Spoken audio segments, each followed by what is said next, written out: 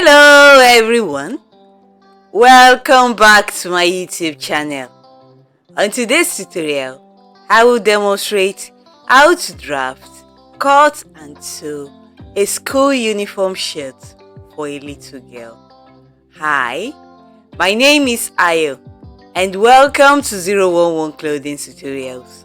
On this channel, I upload DIYs, pattern drafting and sewing tutorials. If you haven't subscribed yet, kindly do so, and do not forget to turn on the notification bell so that you'll be notified whenever I upload a new video. So now, let's get right into the tutorial. Thank you!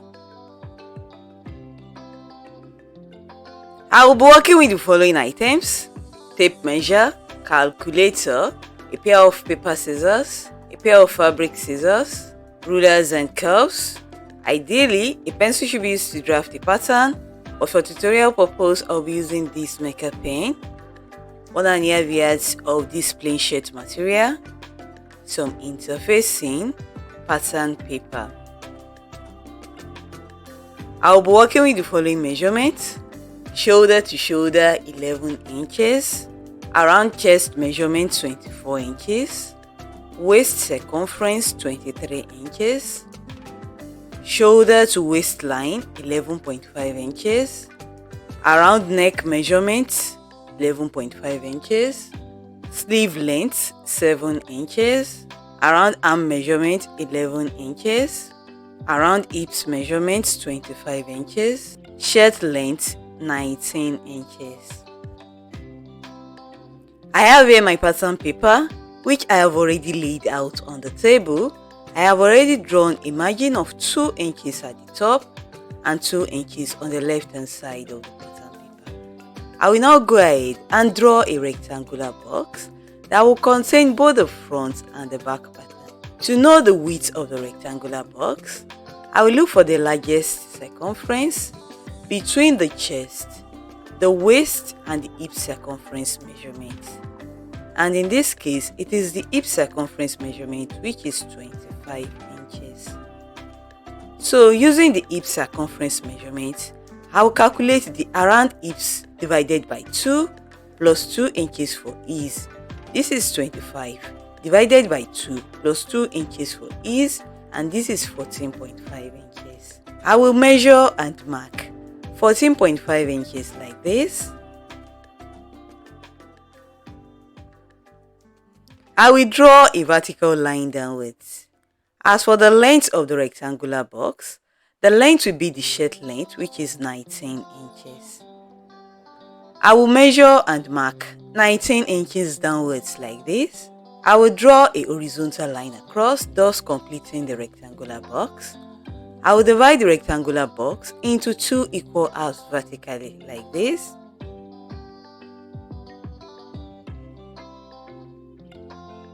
This side will be the center back, while this other side will be the center front.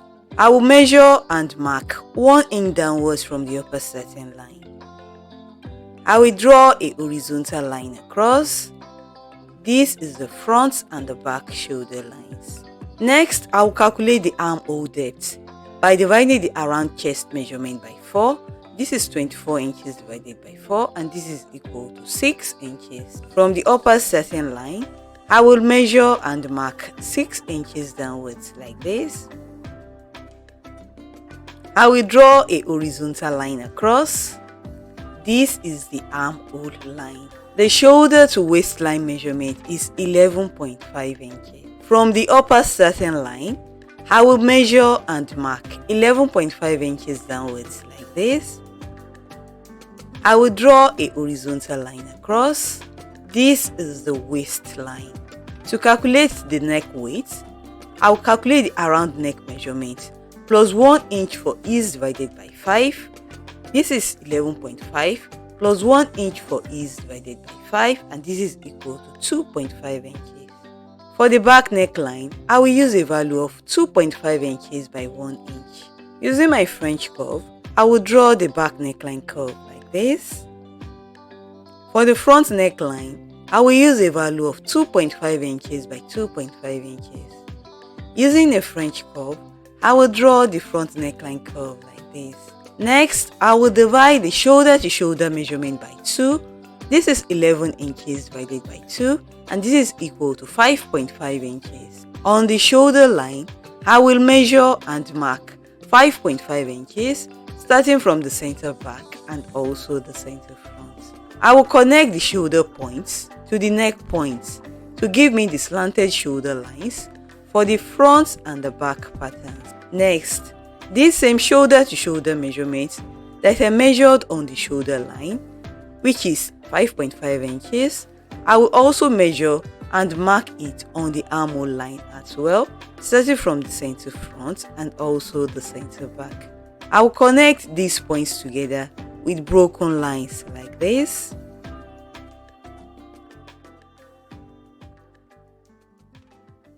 On the back pattern, on the broken line, I will locate and mark the middle point. On the front pattern, on the broken line, I will also locate and mark the middle point. From these middle points, I will go in by 1/4 of an inch. I will connect the 1/4 of an inch point to the shoulder tips like this using my ruler. Next, I will calculate the around chest measurement plus 1 inch for ease divided by 4. This is 24 plus 1 divided by 4, and this is equal to 6.25 inches. On the armhole line, I will measure and mark 6.25 inches starting from the center back and also the center front. I will connect these lower points with my French curve like this.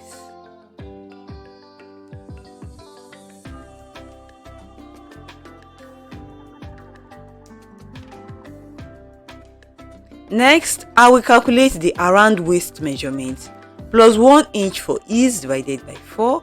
This is 23 plus 1 divided by 4, and this is equal to 6 inches. On the waistline, I will measure and mark 6 inches like this, starting from the center back and also the center front. Next, I will calculate the around hips measurement plus 1 inch for ease divided by 4. This is 25 plus 1 divided by 4, and this is equal to 6.5 inches. At the hem of the pattern, which is also the hip line in this case, I will measure and mark 6.5 inches starting from the center back and also the center front. I will connect these points together to give me the side seams of the front and the back patterns. Next, I will add 2.5 inches to the center front of the front pattern. This will be folded and pressed in place as the button stand of the shirt. On the back pattern, I will come down by half an inch below the hem. At the side seam, I will also go up by half an inch above the hem. Using a ruler and a French curve, I will draw the curved hem of the back pattern like this. I will do the same thing on the front pattern as well.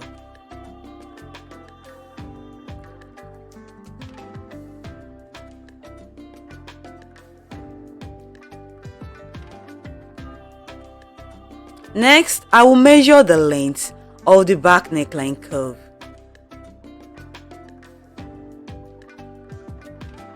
This gave me a value of 3 inches.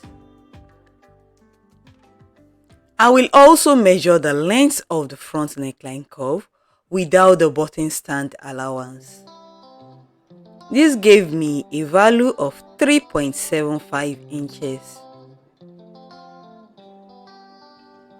The sum of these two values is 6.75 inches.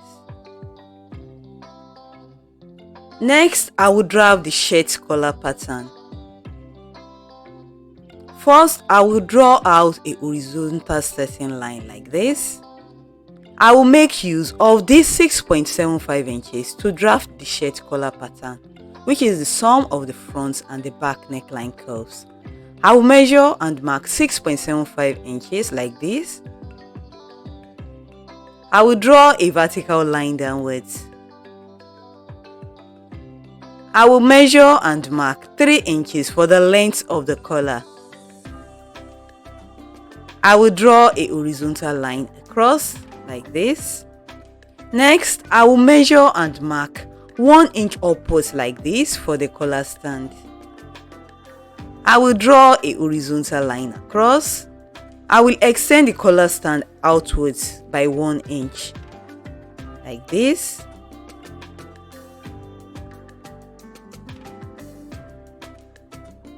This is the button stand. I will curve the top edge of the button stand like this. The width of the collar is 6.75 inches. I will divide 6.75 inches by 3, and this is equal to 2.25 inches.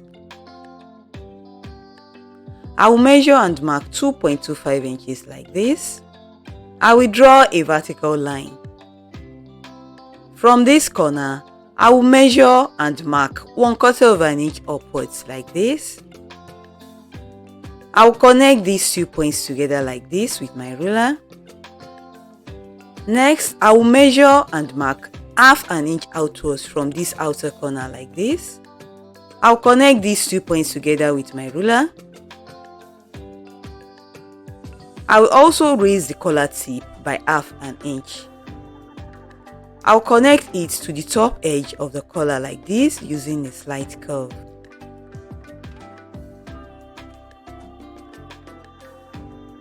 This shaded part is no longer part of the collar pattern. I will go ahead and cut out the front, the back and the collar patterns.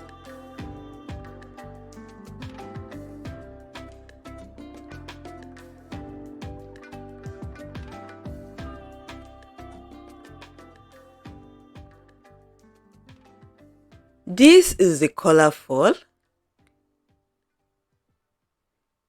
and this is the collar stand.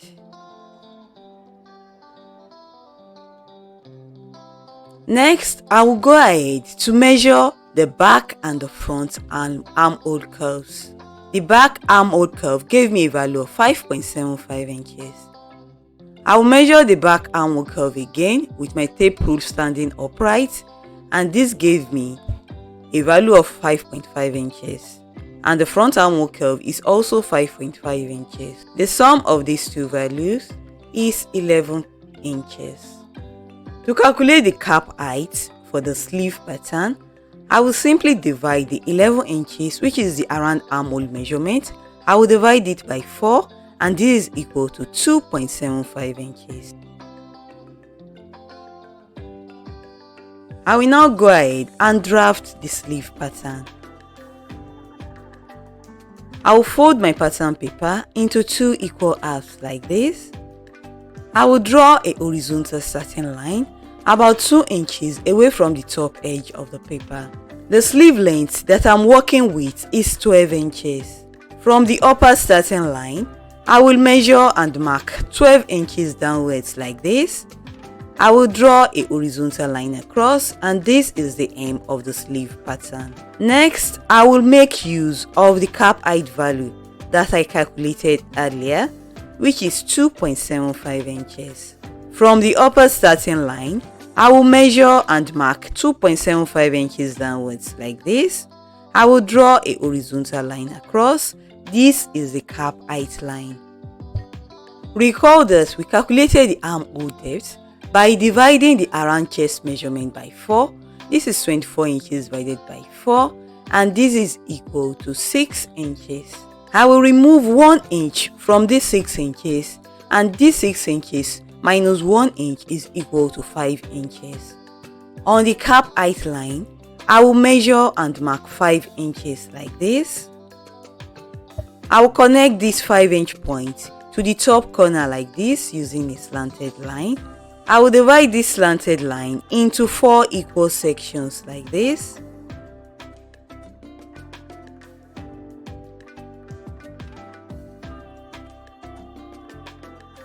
From the first middle point, I will go up by 1/4 of an inch. From the second middle point, I will come down by 1/4 of an inch. I will use these 1/4 of inch points as a guide to draw the sleeve head curve.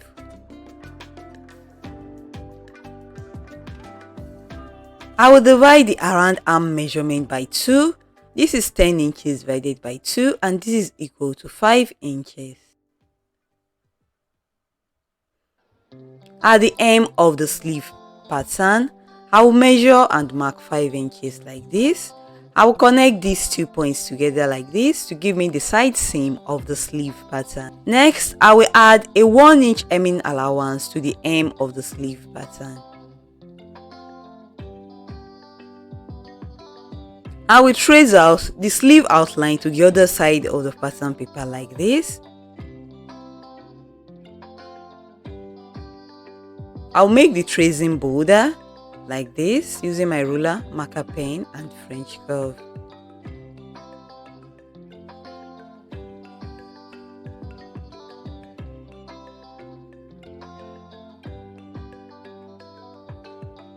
I will cut out the sleeve pattern.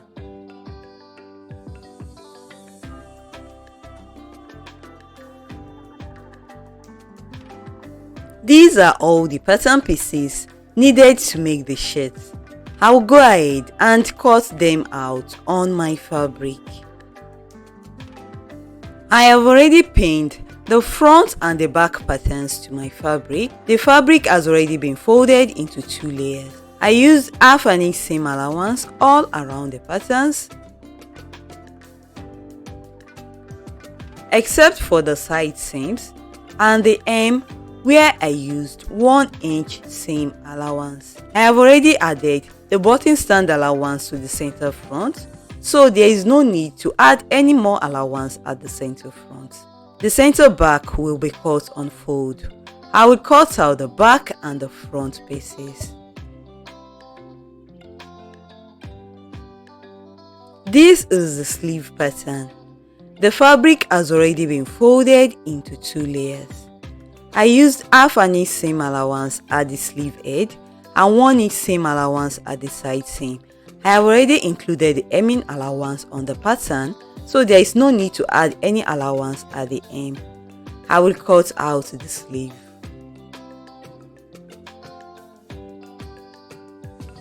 I have pinned the collar stand and the collar fold pieces to my fabric. The fabric has already been folded into 4 layers. The center back will be cut on fold. I used half an inch seam allowance all around the patterns. I will cut them out.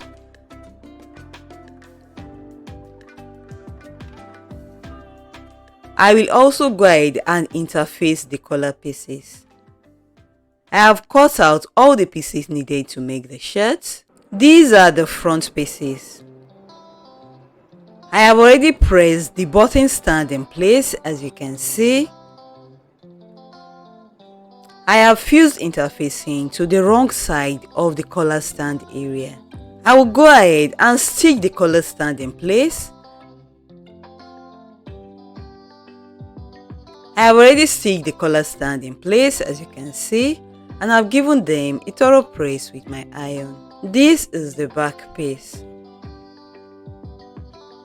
I will place the 2 front pieces on top of the back piece like this, wrong sides together. I intend to do the French stitching technique. So I'll go ahead and stitch the shoulders in place using 1/4 of an inch sewing allowance. So now the stitching has been done, as you can see. I will reduce the 1/4 of an inch seam allowance to 1/8 of an inch. So I will trim it like this.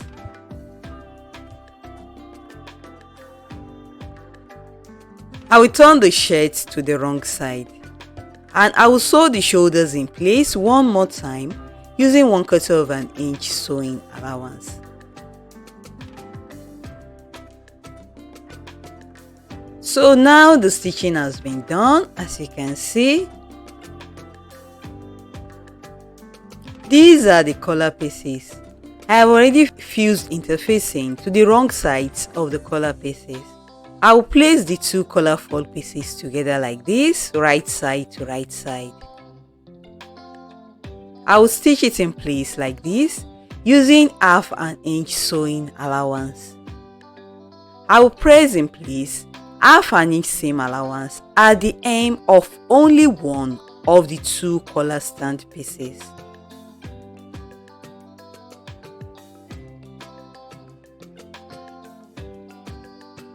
This is the collar fall. The stitching has been done. I have turned it to the right side and I've also given it a thorough press with my iron. I will place one of the collar stand pieces on top of the collar fold piece, right side to right side. I will pin it in place, making sure that the middle points match up. After pinning, I will take it to my sewing machine and I will stitch it in place using half an inch sewing allowance. So now the stitching has been done, as you can see, and I've given it a press with my iron. I will go ahead and notch the middle of the back neckline curve like this.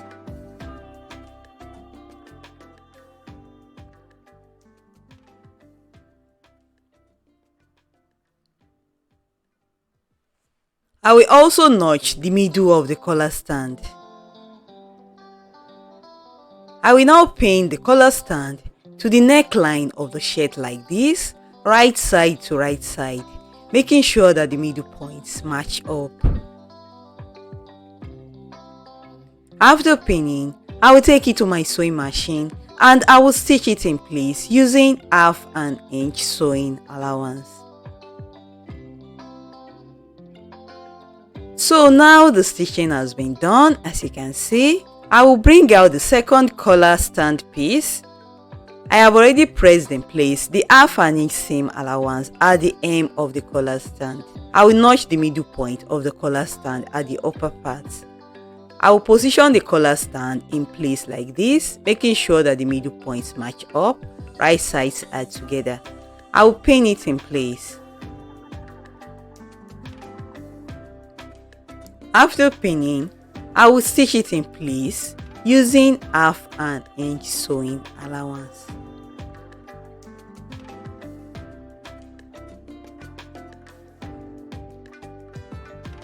So now the stitching has been done, as you can see. I will reduce the seam allowance to about 1/4 of an inch. I will turn the collar stand to the right side. I will now fold up the seam allowance at the hem of the collar stand like this. This has already been pressed in place with my iron, so this should be quite easy. Using a needle and a thread, I will hand baste the collar stand in place like this. After basting, I will go ahead and sew the collar stand in place in the ridge on the right side of the shirt, so that the stitching line is almost invisible on the right side of the shirt. So now the stitching has been done, as you can see. I will remove the basting thread. I will now go ahead and give the collar a thorough press with my iron.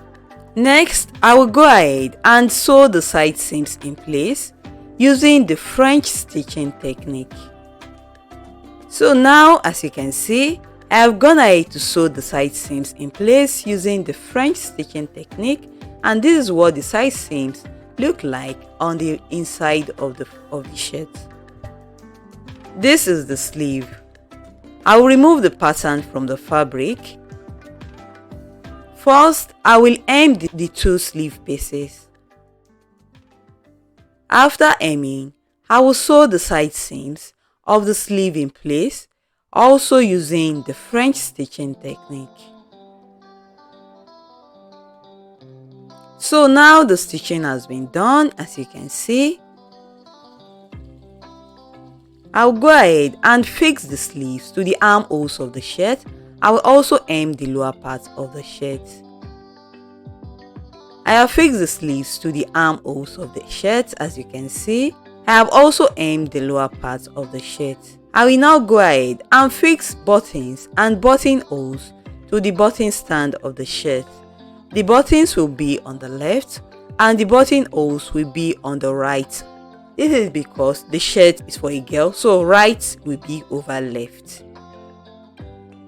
So now that has been done, as you can see, I have already fixed the buttons and the button holes to the button stand of the shirt. And this is the final look of the school uniform shirt for a little girl.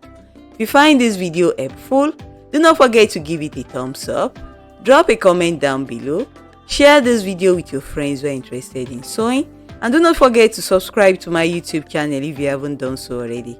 See you in my next tutorial. Bye, and thank you so much for watching.